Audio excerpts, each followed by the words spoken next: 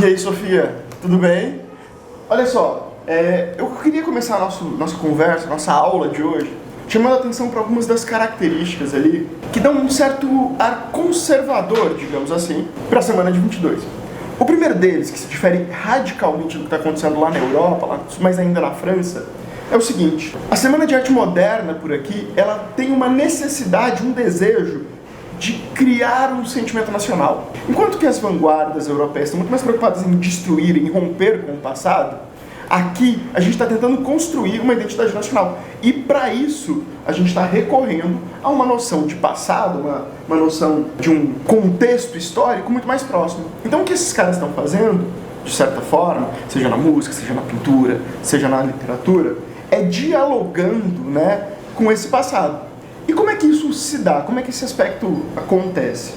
Basicamente, esses sujeitos eles vão se inspirar em temas, em modos tradicionais, em formas tradicionais de linguagem, buscando atualizar. Então, há um certo jogo, entre atualização e conservação. Então, Sofia, uma outra coisa que eu acho que é interessante a gente chamar a atenção é pensar o que está rolando em São Paulo também. Quem são esses caras, esses moderninhos, A Tarsila, a Anitta, o Oswald, o Mário, o Menotti Del Pi, que é bem mais ou menos moderninho, mas tudo bem, Quem são esses caras? Esses caras são uma galera que vem de uma família de aristocracia rural. E olha, nada mais arcaico na história do Brasil do que a aristocracia rural. A gente só tem Brasil por causa da colonização que foi feita criando uma aristocracia. É uma tradição muito forte. É uma tradição muito forte, assim. É o que é de mais atrasado e arcaico mesmo no Brasil. Então são uma galera que vem dessa aristocracia rural, endinheirada, mas uma aristocracia com um pensamento meio burguês, que quer ser moderna e tenta. Vai para a Europa para ser moderno, volta e vai fazer a Semana de Arte Moderna aqui. Mas ao mesmo tempo, esses sujeitos são extremamente vinculados a um conjunto de privilégios, a um conjunto de práticas sociais aristocráticas, não é? Não é à toa que a gente vai ter a própria semana acontecendo num dos palcos, que é do Teatro Municipal, que é dessa aristocracia cafeeira. Então eu acho que tem tudo a ver a gente pensar que, por mais que há uma dinâmica de modernização e esse desejo, óbvio, está no título, há também uma dinâmica de conservação, uma dinâmica conservadora. E um detalhe, só para a gente adiantar, é que muitos desses sujeitos que vão participar da semana, lá na frente vão tomar posturas políticas muito conservadoras. Nos anos 30, por exemplo, Menotti Del Pi vai abraçar todo o reacionarismo varguista.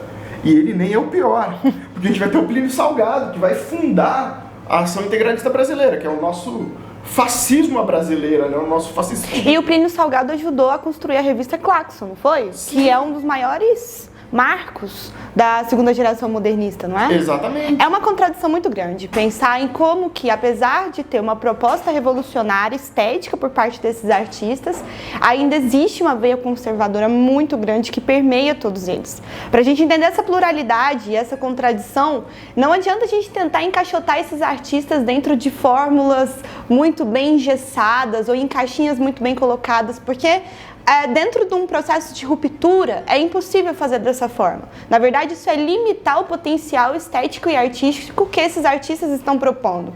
É por isso que, para falar da Semana de Arte Moderna, nos interessa demais falar os antecedentes dela. Falar como que já existiam artistas antes mesmo do evento de 22 que estavam propondo essa nova forma de se ver as artes plásticas e o real. E aconteceram dois eventos muito importantes. Um em 1913, com a exposição do Lazar Segal. Ele fez dois eventos, um em São Paulo e outro em Campinas, no interior de São Paulo, e talvez o maior marco, precedente da semana, que foi a exposição da Anitta em 1917. O mais curioso desse evento da Anitta, recém-chegada dos Estados Unidos, é que a Anitta, ela coloca o nome da exposição dela de Exposição de Pintura Moderna, que vai ser a primeira vez que o termo moderno vai ser utilizado para designar uma obra de arte brasileira. Olha só o tanto que isso foi significativo, não é não? E aí o que acontece? Ela coloca ali no salão uma série de obras que ela fez ali ao longo do período que ela estava na Europa e nos Estados Unidos, que são obras que foram consideradas, inclusive, não pinturas femininas, foram consideradas obras feitas, digamos assim, temas masculinos. E aí um dos críticos, inclusive, da época, vai dizer que ela pintava, então, igual homem. E ela vai dizer que esse foi o maior elogio que ela recebeu na época, que ela pintava igual homem. Olha o tanto que isso é significativo. E o quanto revela esse ambiente conservador. Exatamente. Que é um choque, né? Parece contraditória, essa é a melhor palavra para poder definir esse processo. Mas então nós não podemos deixar claro de falar sobre a repercussão dessa exposição da Anitta, que vai culminar num dos mais bombásticos artigos jornalísticos da época, que vai ser o artigo do Monteiro Lobato, que posteriormente vai ser intitulada Paranoia e Mistificação.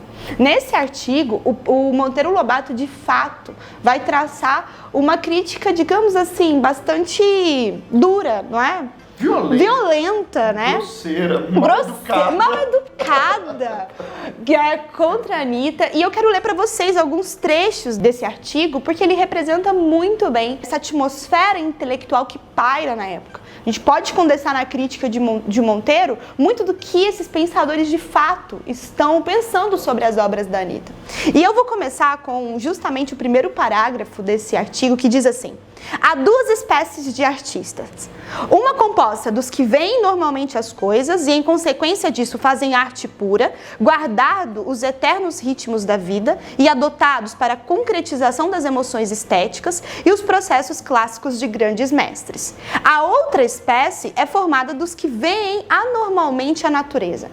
E, completando esse primeiro parágrafo, ele vai citar o que ele considera os grandes mestres. Me ajuda, foi o Rodin, o Michelangelo, o Rembrandt, então o Rafael, que são de fato artistas extremamente canônicos no mundo da arte e no mundo da arte classicista, muitos deles inclusive voltados para o viés da antiguidade clássica. E aí ele diz que essa segunda espécie de artistas são os que veem anormalmente a natureza. O que seria esse viés anormal? Não, e aí eu só queria chamar a atenção para um aspecto interessante, que é, então, para ele, o que caracteriza uma arte de qualidade? É uma arte, uma concepção extremamente, de novo, conservadora, que é basicamente associada a uma capacidade de mimetizar a realidade. O bom artista é aquele que copia bem a realidade. E, portanto, isso é muito século XIX, pelo menos primeira metade do século XIX. Nossa, sei lá, isso é século XVIII, XVII, XVI. Porque essa concepção de cópia da natureza é algo que foi transmitida pelos gregos durante o período da clássica da Grécia Antiga, né? Quando eu falo período clássico, estou falando de antes de Cristo. Então, uma concepção de arte que, digamos assim, dentro dos viés paradigmáticos, extremamente canônica e conservadora do viés das propostas novas que estão surgindo. Não é que esses artistas desprezam o clássico ou que eles sejam anormais de um ponto de vista pejorativo. É que eles estão buscando novas formas de se pensar essa realidade. E se ele fala que esses artistas enxergam de maneira anormal, esse anormal é muito óbvio no texto do Monteiro, mas em um monte de gente, lá na frente os nazistas vão falar muito parecido, que é o quê? Essa anormalidade é uma anormalidade de doença mental mesmo. Ele vai associar essas formas de artes de vanguarda, que distorcem a realidade, associadas à produção artística de pessoas com algum tipo de transtorno mental. Ele vai comparar com as produções feitas pelos pacientes de hospitais psiquiátricos, né? Não é à toa depois que vai vir a famosa arte degenerada, que vai ser o nome dado posteriormente a essas obras consideradas, digamos assim, deturpadas, distorcidas, feias, grotescas. Então esses artistas anormais, né, e aí eu continuando o que o Monteiro Lobato fala, interpretam à luz das teorias efêmeras sobre a sugestão estrábica de escolas rebeldes surgidas cá e lá como furúnculos da cultura excessiva. Esse termo furúnculos é muito bom. Mas o que o Monteiro quer dizer aqui, né, o furúnculo é uma ferida, uma coisa nojenta, né, uma pústula, um trem cheio de pus, uma coisa furulenta.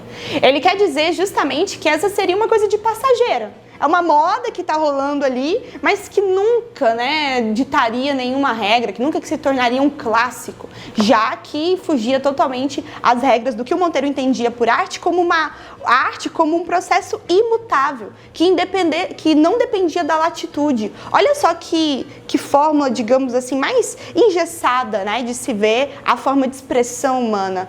E para encerrar, né, o trecho do Monteiro que eu quero citar com vocês aqui, ele diz assim: são produtos do cansaço cansaço e do sadismo de todos os períodos de decadência. São frutos de fim de estação, bichados ao nascedouro. Estrelas cadentes brilham um instante, as mais das vezes com a luz do escândalo, e somem-se logo nas trevas do esquecimento. Estão dizendo definitivamente que essa seria uma moda de momento, mas que logo passaria. Pobre Monteiro nunca esteve tão errado. Estamos há 100 anos aqui. Estava aqui 100 anos depois, falando sobre as maravilhosas obras da Anita Malfatti. Mas se o Monteiro estava errado, teve alguém que sacou que estava muito certo. E esse alguém vai ser o Mário de Andrade. O Mário de Andrade vai fazer uma espécie de resposta ao Monteiro no seu chamado prefácio interessantíssimo, o prefácio do seu livro Paulicéia Desvairada. Vou fazer como a Sofia, vou ler um trecho para a gente poder pensar um pouco sobre isso. Um trecho um pouco mais curto. Ele diz assim: belo da arte, arbitrário, convencional, transitório, questão de moda. Ele assume a posição que ele coloca, né? É moda mesmo. É moda mesmo. O que o Monteiro Lobato estava batendo, ele falou, é isso mesmo, você acertou nisso. Não é?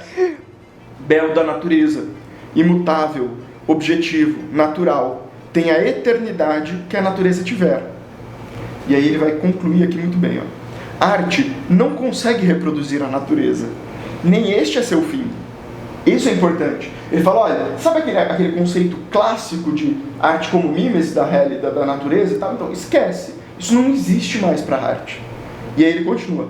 Todos os grandes artistas, ora consciente, Rafael das Madonas, Rodin do Balzac, Beethoven da Pastoral, Machado de Assis de Brás Cubas, ora, inconscientemente, a grande maioria, e aí é um ponto sensacional, foram deformadores da natureza. Ou seja, pode parecer que você está copiando, meu irmão, mas você só está deformando. Sabe? Todos eles fazem isso, porque isso é uma perspectiva de um olhar do real, não é uma coisa universal. Isso não é o que o Rafael, ou a arte como um todo, né, Michelangelo, Leonardo da Vinci, eles não pintam o real. Eles deformam a natureza para poder justamente caber dentro da sua concepção do que é esse real. Exatamente, porque senão não existiria a própria noção de subjetividade, do aspecto estético daquele artista propriamente dito, né? Exatamente, seria perfeito. Uma máquina, uma xerox. Só para terminar, então, ó, donde infiro que o belo artístico, tanto mais subjetivo, quanto mais se afastar do belo natural. E aí ele diz, finalmente, outros infiram o que quiserem, pouco me importa, chupa Monteiro.